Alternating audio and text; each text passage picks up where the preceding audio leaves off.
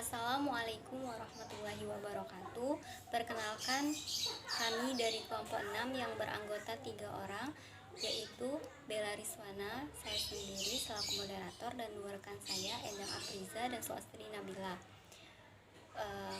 Dalam mata kuliah Psikologi Perkembangan Anak Usia Dini dengan dosen pengampu Bapak Mutarom SPDI MPDI. Baiklah, di sini kami akan membahas materi tentang tahap perkembangan menurut para ahli. Untuk materinya, materi pertama yang akan dijelaskan oleh Endang Afriza, materi selanjutnya akan dijelaskan oleh Sulastri Nabila, dan materi terakhir akan saya sendiri yang akan menjelaskannya. Kepada Endang dan Sulastri dipersilakan. Baiklah, saya Endang Afriza akan membahas materi pertama, yaitu tentang pengertian tahapan perkembangan. Tahapan perkembangan merupakan tahapan perubahan yang terjadi pada individu dan dinilai secara fisik, psikis, sosial, dan lain sebagainya. Perkembangan yang paling cepat dan terkait pada banyak komponen terjadi pada usia anak-anak. Proses perkembangan di masa ini masih bisa dipengaruhi oleh faktor-faktor dari luar yang bisa membantu membentuk karakter dan komponen perkembangan lainnya agar anak menjadi pribadi yang lebih baik lagi. Ada beberapa tahapan perkembangan menurut para ahli. Yang pertama yaitu tahapan perkembangan menurut Harlock. Dalam karyanya yang berjudul Developmental Physiology atau Psikologi Perkembangan, Elizabeth B. Harlock membagi tahapan perkembangan manusia menjadi 10 periode. Yang pertama yaitu masa sebelum lahir atau masa prenatal. Masa prenatal dimulai ketika terjadinya pembuahan ovum oleh sperma yang menghasilkan zigot. Kemudian zigot ini tumbuh sebagai janin di dalam rahim selama lebih kurang 9 bulan sebelum bayi lahir ke dunia. Dan periode yang kedua yaitu masa bayi baru lahir atau newborn. Setelah melahirkan, tahap perkembangan manusia selanjutnya adalah sebagai bayi yang baru lahir atau newborn. Tahapan yang berlangsung selama 0 sampai 2 minggu ini ditandai dengan proses adaptasi bayi terhadap lingkungan baru yang ada di sekitarnya. Periode yang ketiga yaitu masa bayi atau babyhood. Masa bayi ini berlangsung antara usia 2 minggu hingga 2 tahun. Pada masa ini, seorang individu sudah mulai beradaptasi dengan lingkungan di sekitarnya. Pada masa ini, seorang individu mulai berinteraksi dengan lingkungannya, belajar berkomunikasi, dan juga mulai mengasah kemampuan motorik sensoriknya. Periode yang keempat yaitu masa kanak-kanak awal atau early childhood. Periode early childhood juga bisa disebut periode prasekolah. Dimulai sejak anak berusia 2 tahun hingga usia 6 tahun. Pada periode ini, seorang individu sudah mulai bisa melakukan hal-hal sederhana secara mandiri. Periode yang kelima yaitu masa kanak-kanak akhir atau later childhood. Masa kanak-kanak akhir ini yaitu antara usia 6 hingga 12 tahun. Pada masa ini di mana individu sudah memasuki usia sekolah, yakni taman kanak-kanak atau bahkan sudah masuk sekolah dasar. Yang keenam yaitu masa puber atau puberti. Pada masa pubertas merupakan masa peralihan antara masa kanak-kanak ke masa remaja. Masa pubertas anak laki-laki biasanya dimulai sejak usia 13 sampai 15 tahun, sedangkan masa pubertas anak perempuan dimulai antara 9 sampai 12 tahun. Masa ini ditandai dengan munculnya perubahan fisik dan fisik atau emosional seorang anak juga akan mempengaruhi perubahan sosialnya. Yang ketujuh yaitu periode masa remaja. Masa remaja sebenarnya merupakan kelanjutan dari masa pubertas, di mana pada masa ini perubahan-perubahan fisik sudah semakin nampak jelas. Pada masa remaja akhir, perkembangan emosional remaja biasanya mulai stabil, mulai bisa berpikir lebih logis, abstrak, dan idealis. Yang kedelapan yaitu periode masa dewasa awal atau early adulthood. Pada masa awal dimulai ketika seorang memasuki usia 20 tahun. Pada periode ini, seorang individu mulai membangun kemandirian pribadi dan kemandirian ekonominya. Selain itu, mereka juga mulai memikirkan mengenai perkembangan karir, memilih pasangan untuk membina keluarga, dan mendidik anak-anaknya nanti. Yang sembilan yaitu masa periode dewasa media.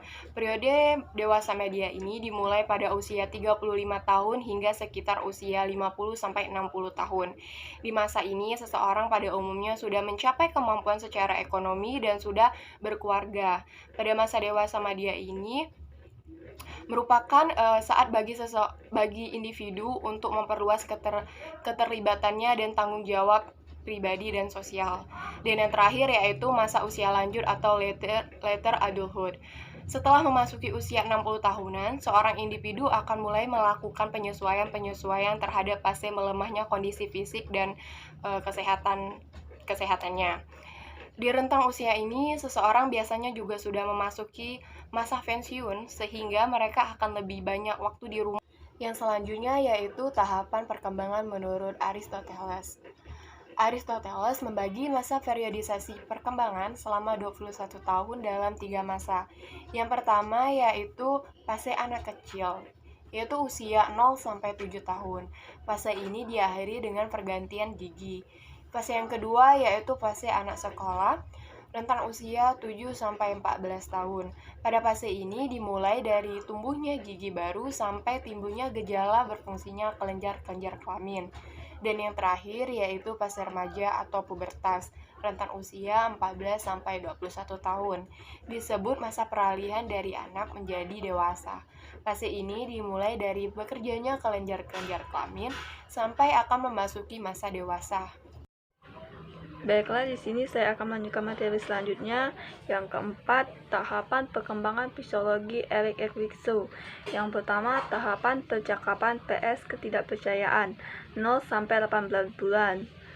Anak akan berkembang secara baik fisik dan mental apabila lingkungan memenuhi kebutuhannya.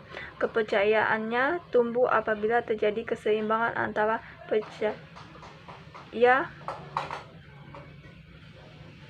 ketidakpercayaan. Jika anak yang dibesarkan dalam lingkungan yang positif, maka kepercayaannya dapat menyebabkan sikap berani melakukan berbagai eksplorasi. Namun jika anak dibesarkan dalam lingkungan yang kasar, maka dapat menyebabkan anak yang kurang percaya diri menolak untuk eksplorasi lingkungannya. Yang kedua, otonomi PS rasa malu 18 bulan sampai 3 tahun. Otonomi merupakan dasar kemampuan untuk berpikir dan bertindak dengan rasa percaya diri dan mandiri.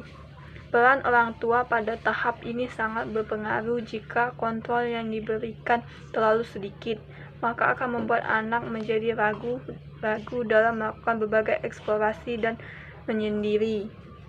Yang ketiga, inisiatif PS rasa bersalah 3 tahun sampai 6 tahun.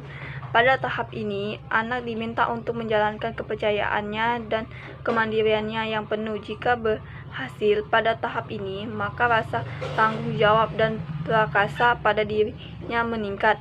Namun jika gagal dalam tahap ini, maka anak akan memiliki rasa bersalah dan kurangnya inisiatif dalam perlakuan segala hal. Yang keempat, ketentuan PS rasa rendah diri 6 tahun sampai 12 bulan. Tahap ini merupakan tahapan perayaan dalam masa anak-anak kemasan pertengahan, di mana anak-anak mulai mengembangkan perasaan bangga terhadap keberhasilan dan kemampuannya. Tahap ini menjadi berhasil jika anak didukung oleh orang dewasa dalam membangun perasaan kompeten dan percaya dengan keterampilannya. Yang kelima, tahapan perkembangan moral Kohlberg. Pada teori ini, Kohlberg berpandang bahwa penalaran moral yang merupakan dasar dari perilaku etis mempunyai 3 tingkat dan 6 tambahan pekerja yang dapat teridentifikasi. Ia mengikuti perkembangan dari keputusan moral seiring bernambah usia yang semula. Diteliti Piaget yang menyatakan bahwa logika dan moralitas berkembang melalui tahap-tahapan konstitutif. Yang pertama tingkatan 1 prakonvensional, yang kedua tingkatan 2 konvensional, yang ketiga tingkatan 3 pasca konvensional. Yang Keenam, tahapan perkembangan kognitif dan Piaget. Tahapan perkembangan kognitif, tahapan perkembangan kemampuan kognitif manusia berbagi dalam beberapa fase. Piaget membagi perkembangan kemampuan kognitif manusia menurut usia menjadi 4 tahapan, yaitu yang pertama tahapan sensori motor. Perkembangan kognitif tahapan ini terjadi pada usia 0-2 tahun. Yang kedua, tahapan rasional. Fase perkembangan kemampuan kognitif ini terjadi pada fase rentang usia 2-7 tahun. 3. Tahap operasi konkret operasional. Tahapan operasi konkret terjadi pada remaja usia 7-11 tahun. Yang keempat, tahapan operasi formal tertentu. Tahapan operasi formal ada pada rentang usia 11 tahun sampai dengan dewasa. Yang ketujuh, tahapan perkembangan kognitif Vygotsky percaya bahwa anak akan mampu meningkatkan berpikir dan interaksi dari orang lain, sehingga Vygotsky melakukan penelitian mengenal pengertian bagaimana anak-anak dapat berkembang dari proses belajar, fungsi kognitif, serta tidak lanjut dari hal penelitian ini yang bisa diterapkan guru dan orang tua. Menurut konsep teori Vygotsky, membedakan antara ketiga tingkatan perkembangan, yaitu yang A. Level of actual development, yang B. Zone of fixed development, yang C. Potential development zone. Yang selanjutnya, proses perkembangan. Setiap manusia mengalami proses perkembangan yang berlangsung seumur hidup. Namun berkembang tersebut tidak persis sama antara satu individu dengan individu lain. Meskipun dalam beberapa hal, kesamaan perkembangan di antara individu, setiap orang mengalami perkembangan, termasuk para tokoh-tokoh besar atau orang yang tidak terkenal manusia. Memulai hidupnya dari sejak menjadi janin, menjadi bayi, anak-anak, remaja, dewasa, dan orang tua. Secara garis besar, proses perkembangan manusia terdiri dari proses biologis, kognitif, dan sosial dan emosional. Baiklah, saya Bella Rizwana. Di sini saya akan melanjutkan materi selanjutnya, yaitu tentang tugas perkembangan. Menurut Harvey Hart, 1961 mengartikan tugas-tugas perkembangan sebagai tugas yang muncul pada periode tertentu dalam rentang kehidupan individu yang apabila tugas itu dapat berhasil dituntaskan akan membawa kebahagiaan dan kesuksesan dalam menuntaskan tugas berikutnya. Sementara apabila gagal, maka akan menyebabkan ketidakbahagiaan pada diri individu yang bersangkutan, menimbulkan penolakan masyarakat dan kesulitan dalam menuntaskan tugas-tugas berikutnya. Tugas perkembangan pada usia kanak-kanak dimulai dari usia 0 sampai 6 tahun, yaitu ketika menyusui guna mendukung perkembangan anak selanjutnya sampai dengan 13 tahun. Usia kanak-kanak dibagi menjadi 2 periode, yaitu usia prasekolah dan usia sekolah. Usia prasekolah disebut dengan kanak-kanak awal dan usia sekolah disebut dengan kanak-kanak akhir. Perkembangan pada masa kanak-kanak akhir menurut Robert J. Harvey adalah sebagai berikut. Yang pertama, mempelajari keterampilan fisik yang diperlukan untuk permainan-permainan yang umum. Yang kedua, membangun sikap yang sehat, mengenal diri sendiri sebagai makhluk yang sedang tumbuh. Yang ketiga, belajar menyesuaikan diri dengan teman-teman seusianya. Yang keempat, mulai mengembangkan peran sosial pria atau wanita yang tepat. Yang kelima, mengembangkan keterampilan yang diperlukan untuk kehidupan sehari-hari. Yang keenam, mengembangkan pengertian yang diperlukan untuk kehidupan sehari-hari. Yang ketujuh, mengembangkan hati nurani, pengertian moral, dan tingkatan nilai. Yang kedelapan, pengembangan sikap terhadap kelompok-kelompok sosial dan lembaga-lembaga mencapai kebebasan pribadi. Karakteristik perkembangan. Adapun karakteristik perkembangan anak usia dini dapat dilihat sebagai berikut. pertama, perkembangan fisik motorik. Yang kedua, perkembangan kognitif. Yang ketiga, perkembangan sosial emosional. Yang keempat, perkembangan bahasa. Prinsip perkembangan. Berikut adalah prinsip-prinsip perkembangan. Yang pertama, perkembangan menurut proses yang tidak pernah berhenti. Artinya, manusia secara terus-menerus berkembang dipengaruhi oleh pengalaman atau belajar. Yang kedua, aspek perkembangan saling mempengaruhi. Artinya, setiap aspek perkembangan individu baik fisik, emosi, inteligensi maupun sosial saling mempengaruhi jika salah satu aspek tersebut tidak ada. Yang ketiga, perkembangan itu mengikuti pola atau arah tertentu. Artinya, perkembangan terjadi secara teratur sehingga hasil perkembangan dari tahap sebelumnya yang merupakan prasyarat bagi perkembangan selanjutnya.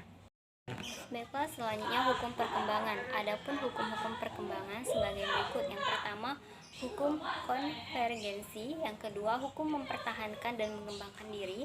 Yang ketiga, hukum masa peka. Yang keempat, hukum kesatuan organis. Yang kelima, hukum rekapitulasi.